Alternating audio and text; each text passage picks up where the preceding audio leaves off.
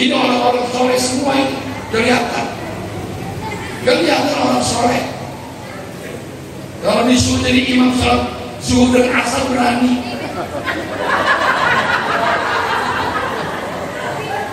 Benar, kelihatan. Kalau zuhur asar suruh maju. Coba kalau maghrib sama isya dorong-dorongan.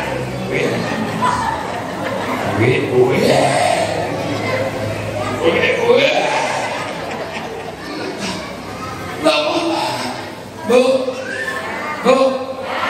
maaf ya Bu, ada kiai itu pengen cari mantu buat anak bungsunya, kiai pondok. Maka datanglah alumni pondoknya yang udah jadi kiai. Kiai tersebut nggak nanya sama bekas santrinya, lu bawa apa? Mobilnya apa? Alfa, Venturer, Fortuner, Pajero. Bukan. Yang ditanya sama kiai tersebut apa? Al-Quran. Dari mana? Dari nama. Datang satu, namanya siapa? Nama saya Kiai Muluk. Oh, Muluk. Iya. Coba Muluk baca surat Al-Mulk. A'udzubillahi minasyaitonirrajim. Bismillahirrahmanirrahim. Tabarakalladzi biyadihil mulku wa huwa ala kulli syai'in qadir. Alladzi khalaqal mauta wal hayata liyabluwakum ayyukum ahsanu amala wa huwal azizul ghafur. Sampai selesai. Yang kedua, yang kedua, namanya siapa? Kata yang sejak kedua, nama saya Yasin. Oh Yasin, silakan baca surat Yasin. A'udzu billahi minasyaitonir rajim. Bismillahirrahmanirrahim. Yasin wal Qur'anil hakim. Innaka laminal mursalin. Sampai selesai. Nah, yang ketiga, deg-degan. Keringatnya udah keluar gede-gede. Barang yang Yasin selesai. Yang ketiga dipanggil, ditanya, nama kamu siapa? Dia jawab, nama saya Ali Imron Pak Kiai. Tapi teman-teman kalau manggil saya Kulhu.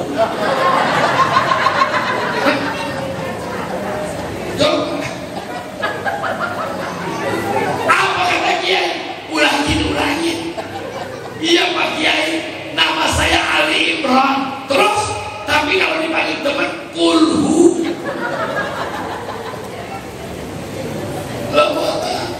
Sekarang ini saya mau kasih tahu sama Bapak Ibu. Bu, Ibu mau tahu sekolahan paling mahal di Lampung itu pasti sekolahan yang ada unsur Al-Quran. Mana? Kalau kayak level kita ini nggak kebayang. Masukin anak TK ke Al-Zahra yang ada depan Polresta.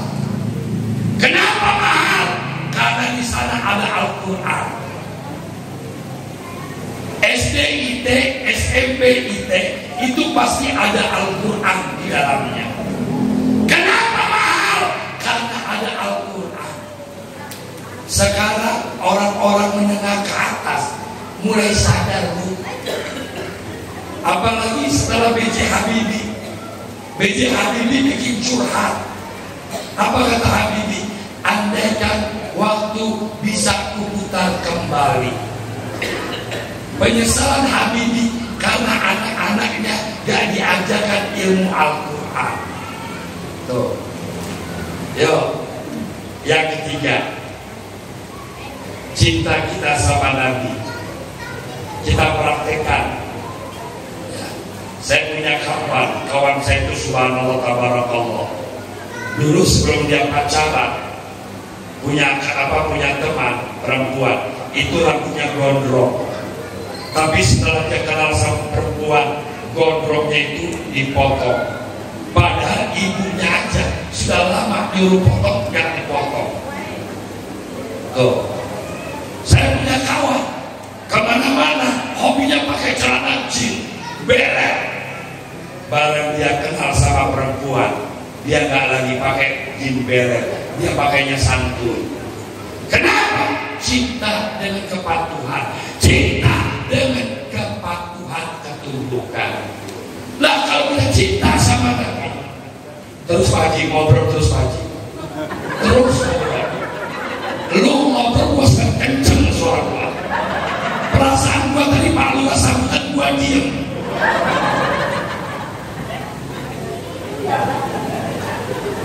Terus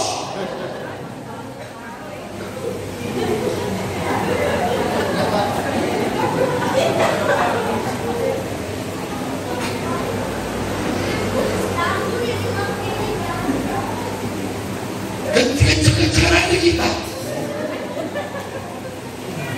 ya.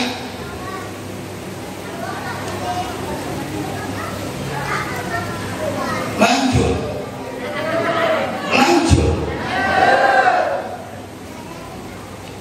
ya. Saya kalau udah keganggu kayak gini nggak konsen saya.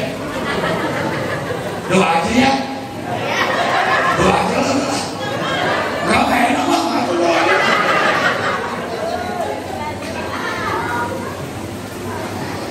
Nah jadi Bapak Ibu yang ketiga kepatuhan. Apa kata Nabi? Taraktu fikum amroin. Aku tidak tinggalkan kepada kalian apapun. Aku nggak punya istana, aku nggak punya raja, tapi aku tinggalkan kepada kalian dua pedoman. Kalau berpegang kepada duanya, lan tadilu bihi abada, dia akan pernah sesat selama-lamanya.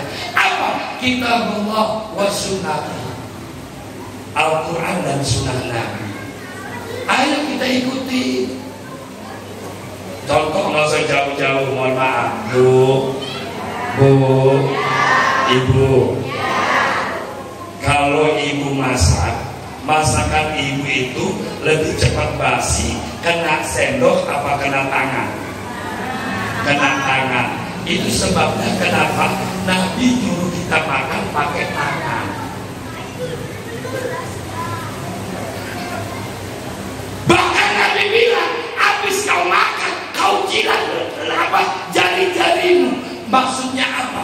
Biar terjadi cepatnya pembusukan makan yang ada di perut kita. Tuh, lah kita sok-sokan makan pakai sendok, akhirnya waktu enak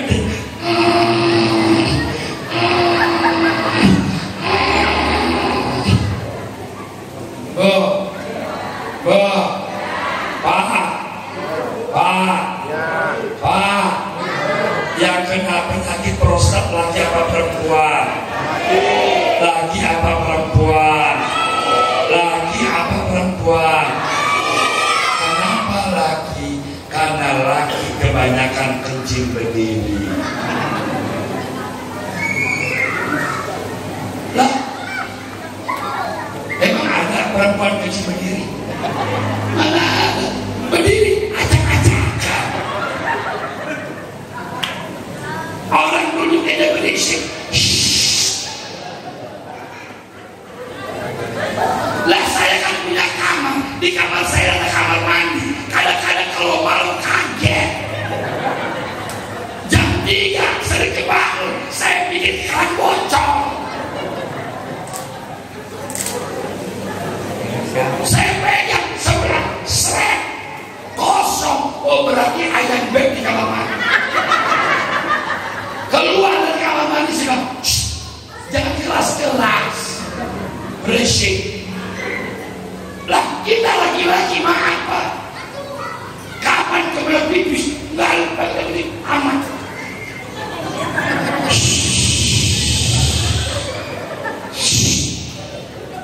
Habis itu disentil.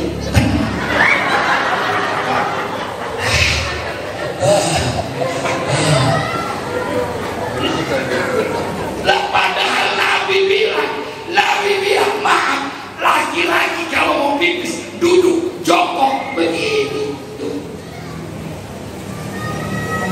Yang satu rata, yang satu jingkir. Nah waktu dia pipis pas mau tetes terakhir, kata Nabi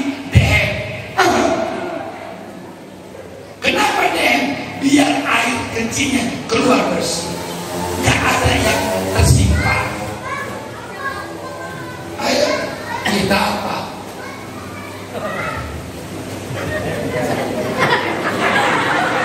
Baru buka senjil.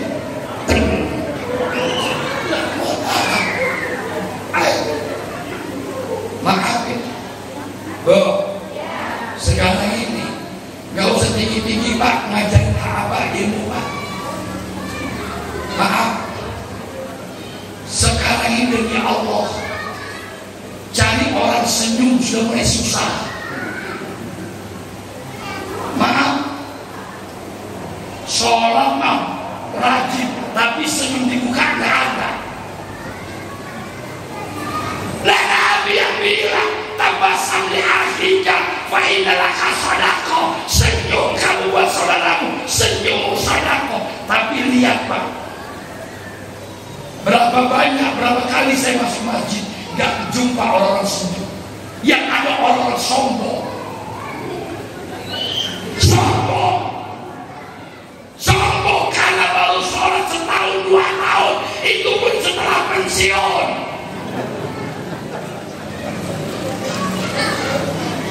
Betul apa betul? Betul apa betul? Loh, saya ngomong apa adanya Pak. Saya katakan demi Allah, masjid sekarang lihat bagus di Bandar Lampung. Coba masuklah ke masjid, mana ada orang mau tersenyum, mau nyambut tangan kita. Padahal Nabi bilang, "Mabil muslimain yaltaqiyani fayatasafahani." Tidaklah bagi seorang muslim ketika dia bertemu, dia berjabat tangan, maka akan Allah gugurkan dosa-dosanya sampai tangan ini lepas.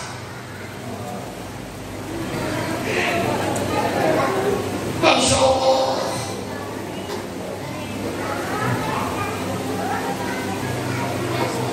Ya. Saya kalau ingat masa lalu, masih enak jadi orang Islam masa lalu Pak. Zaman saya kecil di pasar bawah di Tewang, ya. Habis sholat, imamnya baca doa, Astagfirullahaladzim, Astagfirullah sampai la ilaha illallah la syarika lahul mulku wa lahul hamdu yuhyi wa yumiitu wa ala kulli syai'in qadir. Allahumma ajirna minan nar, Allahumma ajirna minan nar, Allahumma antas salam wa minkas salam wa ilaika yurja'u salam fa inna rabbana bisalam wa adkhilna jannata darsal tabaraka rabbana wa ta'ala ya dzal jalali wal ikram. Imamnya langsung ke belakang, ngadep ke belakang langsung. Sallallahu ala Muhammad. Sekarang orang habis sholat sombong semua. Boro-boro mau salaman, boro-boro mau senyuman. Kadang-kadang saya jumpa Pak, Bapak ngerti nggak? Waktu Bapak ngucapin salam, apa arti salam itu? Bukankah waktu kita ngucapin salam, kita ngucapin doa buat yang di kanan kita, doa buat yang di kiri kita. Dengan satu kalimat, Assalamualaikum, keselamatan buat lo, warahmatullah, rahmat Allah buat lo, wabarakatuh, berkat Allah buat lo. Nengok kita ke kiri, Assalamualaikum, keselamatan buat lo, warahmatullah, rahmat Allah buat lo, wabarakatuh, berkat Allah buat lo. Tapi mana? Selesai sholat kadang-kadang kita kasih teguran. Selesai sholat kita gak ada senyuman. Mohon maaf. Ya. Apalagi sekarang Masya Allah lagi rame di Indonesia orang bicara masalah nasab Pak Alwi. Ya Allah, saya bilang tolong Pak, jangan sakiti hati Rasulullah. Jangan bikin Nabi menangis. Hei Kiai, hei para ustaz, jangan sakiti hati Rasulullah. Rasul sudah bersedih, jangan kau sakiti cucu-cucu Nabi.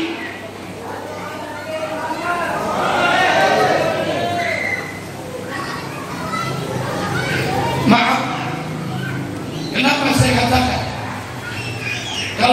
baca sejarah Pak, sejarah Rasulullah, sejarah air mata. Mana sejarah air mata? Pertama, 6 bulan setelah Rasulullah meninggal, Fatimah Zahra, putri tercintanya, meninggal. Satu. Yang kedua, Rasulullah punya menantu bernama Imam Ali karramallahu wajhah. Imam Ali mati dibunuh pada waktu sholat subuh. Siapa yang membunuh Imam Ali? Yang membunuh Imam Ali bernama Abdurrahman ibnu Muljam. Orangnya hafal Quran, setiap malam tahajud, setiap siang dia puasa. 2. Yang ketiga, Rasulullah punya cucu bernama Hasan. Imam Hasan. Bu,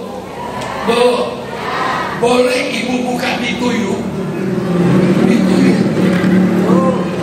Bu, buka di tuyul. Tapi yakinkan dulu pakai kuota data nyata. Kalau nggak ada, catering.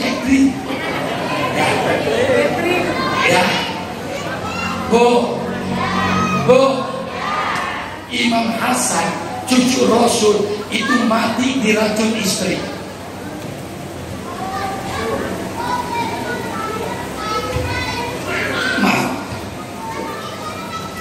Maaf. Kedua, Hasan punya adik namanya Husain.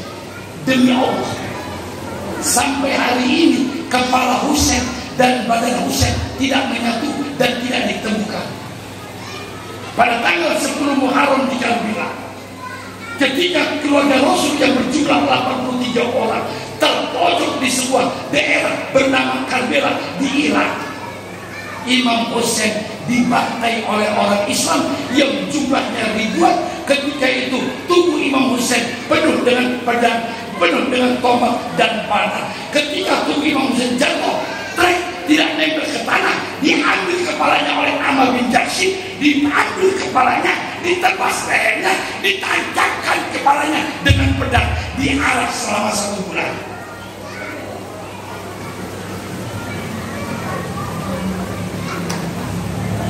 Siapa?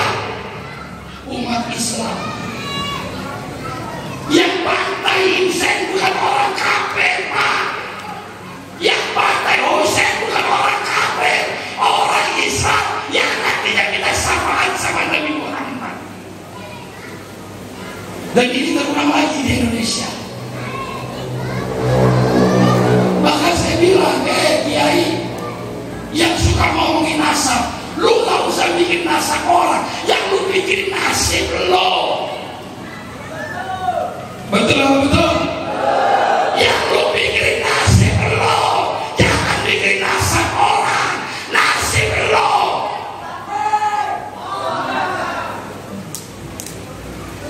Pak, maaf Pak, kita orang NU ihtiraman sama Abdurrahman Wahid karena kakeknya Hasyim Asy'ari pendiri NU. Kita hormat sama Megawati karena ayah kandungnya Soekarno. Nih sekarang di Indonesia cucu-cucu Rasul. Makanya demi Allah Pak, di Mekah itu yang ada zuriat Rasul. Mana ada zuriat Rasul di Mekah? Nggak ada. Adanya sedikit di daerah Subhanallah, di daerah keturunannya Habib Alwi Al-Maliki. Ya, Habib Alwi Al-Maliki kemarin teman-teman siar ke maaf sampai hari ini orang cium kuburannya, batu nisannya wangi. Jadi di Mekah itu tidak ada yang namanya Habib. Karena ketika keluarga Nabi ini terbunuh, mereka terus berlari. Larinya kemana? Ke Hadramaut yang dikira Yaman sekarang. Tuh.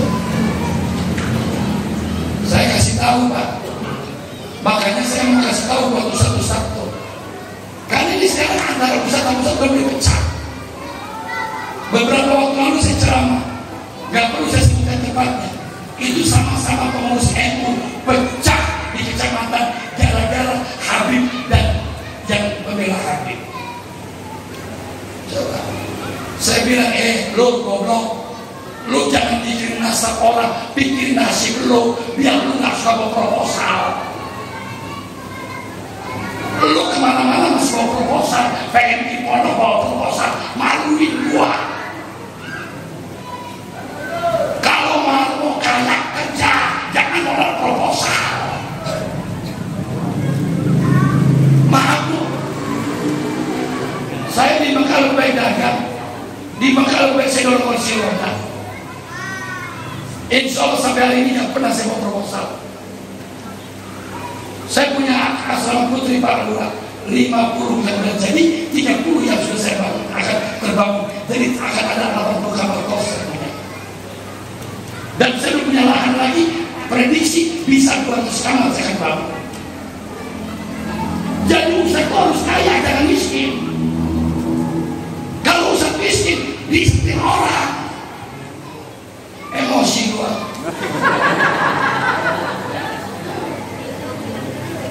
Coba dikasih minum nggak? Hah? Air putih jauh.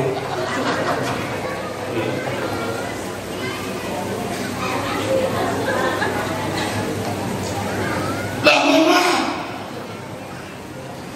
saya sedih Bu. Kenapa? Karena jujur demi Allah, Habib itu gak maling uang rakyat. Betul apa betul? Habib yang ambil uang rakyat, yang pernah korupsi uang rakyat. Kenapa kiai sekarang membicarakan Habib sementara maling-maling negara yang kenapa uang rakyat 271 triliun tidak dibicarakan? Mohon maaf. Ya Allah. Ayo Pak, kenapa kalau kita sholat di Mekah maupun di Lampung ada kalimat sawu sufufakum, rapatkan, luruskan barisan. Gak boleh Pak, renggang gak boleh, rapat. Kalau bisa pundak sama pundak, bukan kaki ketemu kaki, akhirnya begini. Sawu sufufakum itu begini Pak. Nah, tegak, pundak ketemu pundak, pundak ketemu pundak. Kaki kalau mau rapat tidak apa-apa, yang penting dekat. Akhirnya begini. Nah yang satu minta.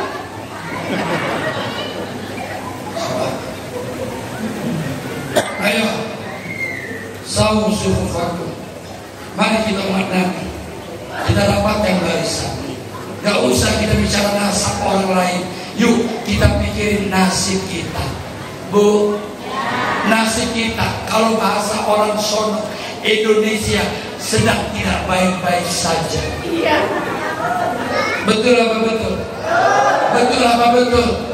Indonesia sedang tidak baik-baik saja. Ngapain kita ngomongin nasab orang? Kita pikirin aja nasib kita.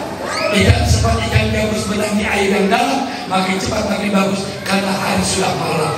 Kita berdoa kepada Allah Subhanahu wa taala yang jauh-jauh wal ikram. Allahumma sholli ala sayyidina Muhammadin fil awwal. Allahumma sholli ala Muhammadin fil akhir. Wa sallim wa radallahu ta'ala bi sahabati Rasulillah ajma'in. Bismillahirrahmanirrahim.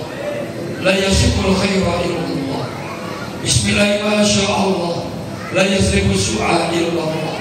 Bismillahirrahmanirrahim. Wa ma kana min ni'matin fa min Allah. Bismillahirrahmanirrahim.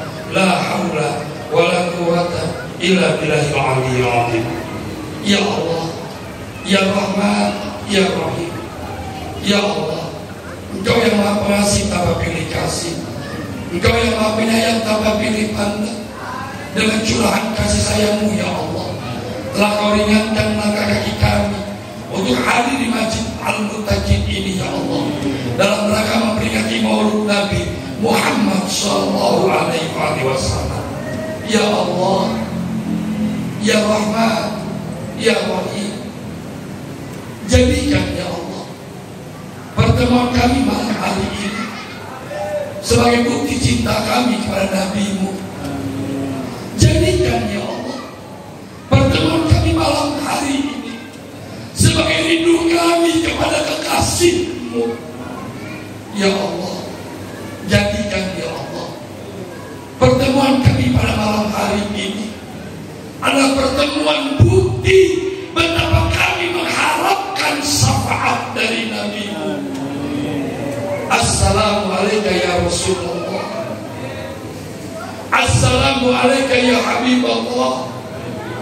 Assalamualaikum ya Jaddal Hasan wal Husain. Isfalana ya Rasulullah. Isfalana ya Rasulullah. Isfalana ya Rasulullah. Salam, sholawat hanya tertuju padamu ya Rasulullah. Salam dan sholawat hanya tertujumu kepadamu kakeknya Hasan dan Husain. Salam dan sholawat hanya tertuju kepadamu kekasih Allah. Wahai Rasul, berikan syafaatmu kepada kami, berikan syafaatmu kepada kedua orang tua kami, berikan syafaatmu kepada kakek dan nenek kami, berikan syafaatmu kepada keluarga yang kami cintai. Ya Allah, Allahumma ja'al jam'ana hadza jam'an marhuma. Ya Allah, jadikan ya Allah pertemuan kami pada malam hari ini adalah pertemuan yang senantiasa menumbuhkan kasih sayang-Mu. Dan andaikan ada perpisahan kami setelah malam ini, jadikan ya Allah perpisahan itu adalah perpisahan yang menumbuhkan kerinduan. Ya Allah, kami bermohon kepada-Mu sebelum mata ini tertutup serapat-rapatnya dan selama-lamanya, izinkan mata ini dapat melihat rumah-Mu, bertawaf di depan rumah-Mu sebelum tubuh ini berpeluh keringat di padang mahsyar, meminta syafaat dari Nabi-Mu. Izinkan tubuh ini dapat duduk bersimpuh di raudhah di antara mimbar dan kuburan Nabi-Mu. Ya Allah, kabulkan doa kami. Rabbana atina fid dunya hasanah wa fil akhirati hasanah wa qina adzabannar. Bi fadlika subhana rabbika rabbil izzati amma yasifun wa salamun alal mursalin walhamdulillahi rabbil alamin. Terima kasih. Mohon maaf. Assalamualaikum warahmatullahi wabarakatuh.